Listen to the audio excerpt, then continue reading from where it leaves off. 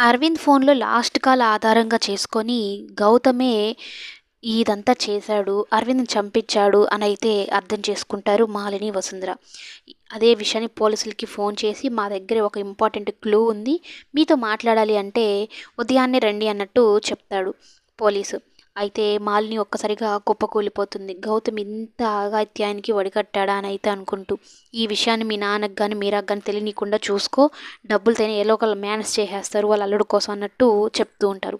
అయితే ఓవైపు కౌసల్య గౌతమ్‌ని పిలిచి ఒట్టేయించుకొని నిజం చెప్పు. నాకు చాలా అనుమానంగా ఉంది. అరవింద్ విషయంలో నువ్వే ఏదో చేశావని, అరవింద్‌ని చంపింది కూడా నువ్వే అని నాకు చాలా అనుమానంగా ఉంది. నా మీద వేసి నిజం చెప్పు అని కౌసల్య అడిగితే గౌతమ్ సమాధానం ఏం చెప్పకుండా చేయి దించేస్తాడు. అంటే మౌనం అంగీకారం అని అంటారు కదా! అలాగా. అంటే అప్పుడు కౌసల్య ఒక్కసారిగా షాక్ అయిపోతుంది. అంటే నువ్వే అరవింద్‌ని చంపించేశావా?